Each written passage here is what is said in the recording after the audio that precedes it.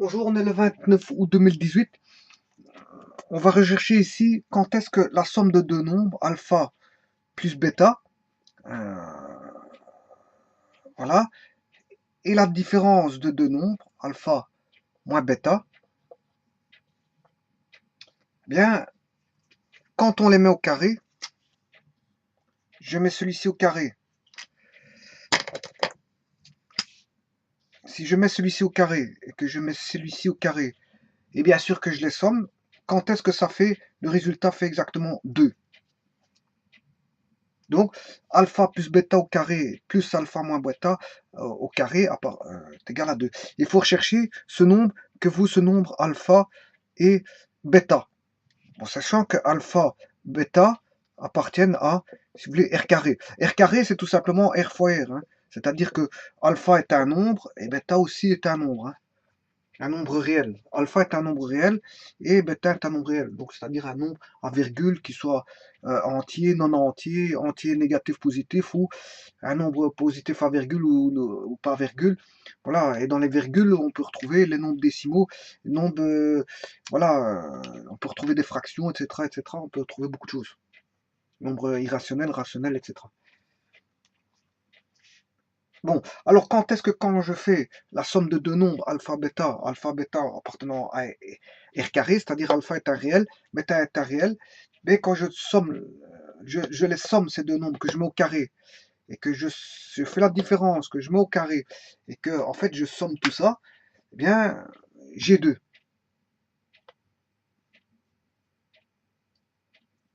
Eh bien le problème il est plus simple que vous ne le croyez. Euh, il est plus simple que vous ne le croyez. Pourquoi? Parce que si je remets ça en une ligne, je vais écrire ceci. Alpha plus bêta au carré plus alpha moins bêta au carré. Il suffit bien sûr, il suffit de développer. Et si je développe, j'ai alpha carré plus 2 alpha bêta plus bêta carré plus alpha carré moins 2 alpha bêta plus bêta carré qui doit être égal à 2. Voilà. Et si on a un double produit qui est positif, engendré par cette somme-là, qui va engendrer donc un double produit de alpha et bêta qui sera avec une somme devant, voilà, et là on va engendrer un double produit avec une différence devant.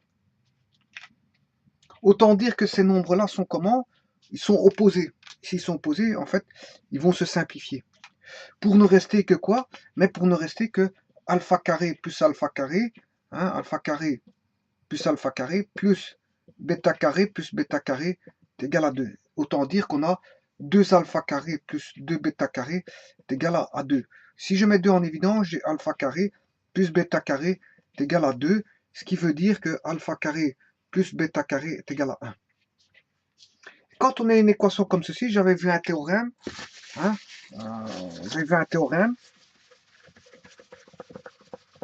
qui dit que quand on a alpha carré plus bêta carré est égal à 1, eh bien, ça veut dire que alpha peut être mis sous forme trigonométrique d'un sinus d'un angle x. Voilà. Bien sûr, x appartenant à R. Hein. Voilà. Donc ici, j'ai sinus x au carré plus sinus cosinus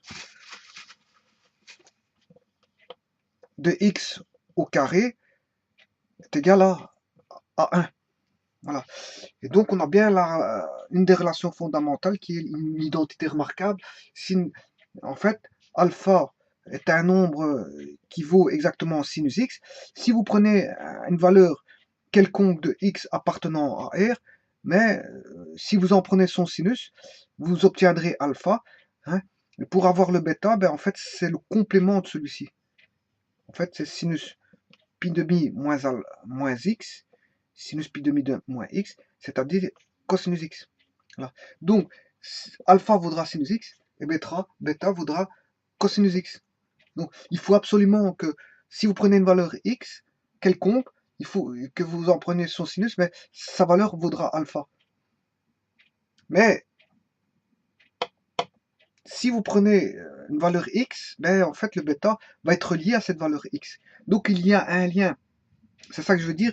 Il y a un lien. Dès le moment où vous choisissez une valeur en alpha, mais la valeur en bêta est dépendante, si vous voulez, de la valeur en alpha choisie. Vous allez avoir directement une valeur dépendante du alpha. Voilà.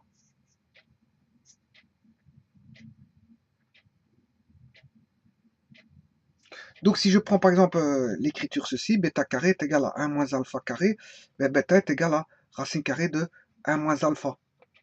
Voilà.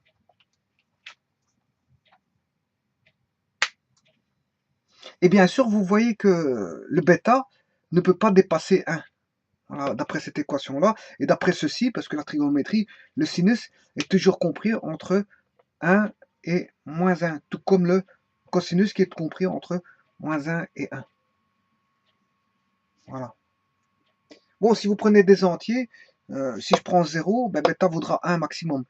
Voilà. Et si je prends alpha vaut 1, ben, bêta vaudra 0 automatiquement. Voilà, ça c'est pour les maximums. Et tout entre les deux, on a toutes des valeurs qui varient, si vous voulez, de moins 1 à 1 pour alpha, hein, et de moins 1 à 1 pour bêta. Mais ici, d'après l'écriture ici, quand on est proche de 1 pour alpha, on se rapproche de 0 pour bêta. Voilà.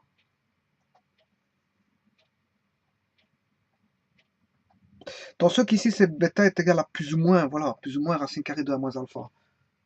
1 moins alpha au carré. Voilà, moins alpha au carré.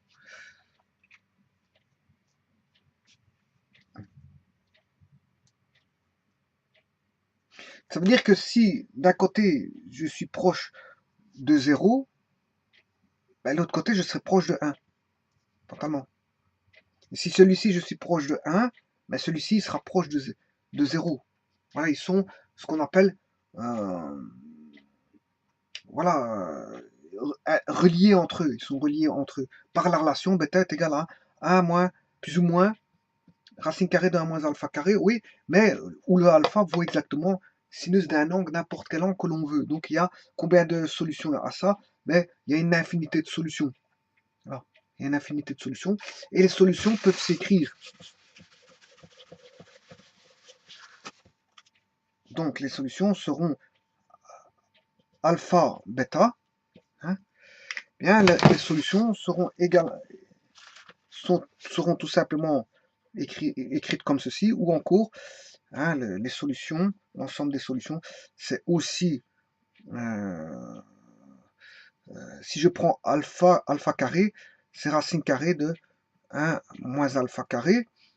Voilà, on peut voir ça, la chose comme ça aussi, parce que si j'ai alpha carré, je peux tirer alpha, et si j'ai bêta, voilà, bêta qui est dépendant de alpha carré, ben, je peux écrire que le bêta vaudra plus ou moins racine carrée de 1 moins alpha carré.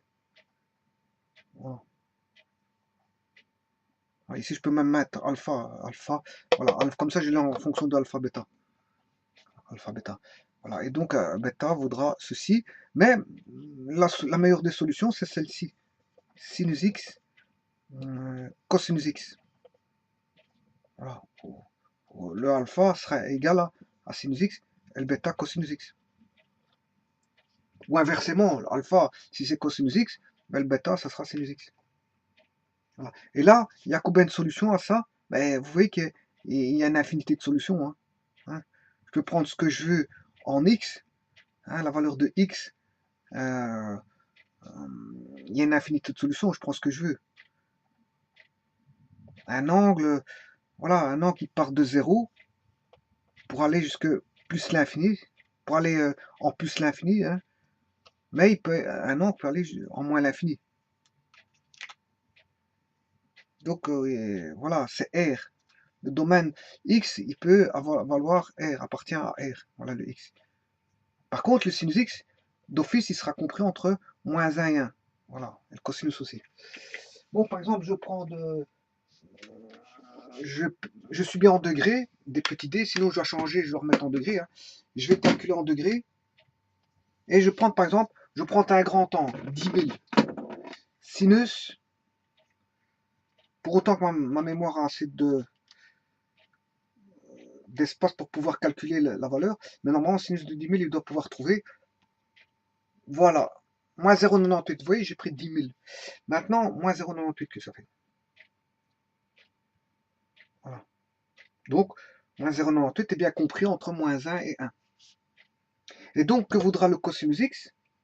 Mais le cosinus x, pour 10 000, mais en fait, il voudra 0,173. Donc, vous voyez qu'en valeur absolue, quand il y en a un qui est proche de 1, mais l'autre, il est proche de 0. C'est ce que je vous avais dit. Voilà, donc en fait, voilà comment on résout une telle équation. Hein, et si vous voulez faire la vérification, si vous voulez faire ça, c'est les solutions. Donc les solutions, je vais les réécrire. C'est sinus x, cosinus x, voilà. Et ça, ce sont les solutions. Sinus x, cosinus x, qui représentent alpha, bêta. Maintenant, on va vérifier ça, hein, en sachant que alpha plus bêta, ça, ceci c'est alpha, et celui-là c'est bêta. Sachant que alpha plus bêta au carré, alpha moins bêta, la différence, la somme des carrés et plus la différence. Si je fais la somme de la somme des nombres au carré et de la différence des nombres au carré, ben, on obtient 2. Ben, on va vérifier ça tout de suite. Sinus x plus, bien sûr, avec alpha, bêta, x appartenant, bien sûr, à r cube. Il y a 3 éléments. Ouais, voilà, c'est une écriture qui veut dire que alpha appartient à r, bêta appartient à r et x appartient à r. Et, je condense, je compacte le tout en écrivant r cube. Appartient à r cube. Sinus x plus cosinus x au carré plus sinus x moins cosinus x au carré. On va calculer, vous allez voir que ça fait 2. Ben, ça, sinus x, ça fait sin carré x. Hein, je ne vais pas mettre les x hein, pour simplifier mon écriture. Sin carré plus cos carré plus 2 sin sinus x cosinus x. Voilà, ça veut dire sinus x cosinus x. Je n'ai pas mis le x pour simplifier mon écriture. Voilà. Plus sinus x carré moins 2 sinus x cosinus x. Voilà, plus cos carré. Voilà. Et là, j'ai bien fait de ne pas écrire la x pour simplifier parce que regardez bien qu'il y a des choses qui vont tomber. 2 sinus carré x moins 2 cos carré moins 2 sinus x cosinus x moins 2x sinus x cosinus, c'est l'opposé comme on avait tout à l'heure. Plus 2 alpha bêta moins 2 alpha bêta, ça tombe. Et alors là, on a bien sin carré plus cos carré qui vaut 1. Hein, et là, on a bien sin carré plus cos carré qui vaut aussi 1. Et 1 plus 1, ça fait 2. Donc, vous voyez que la preuve que alpha plus bêta au carré plus alpha moins bêta au carré vaut 2.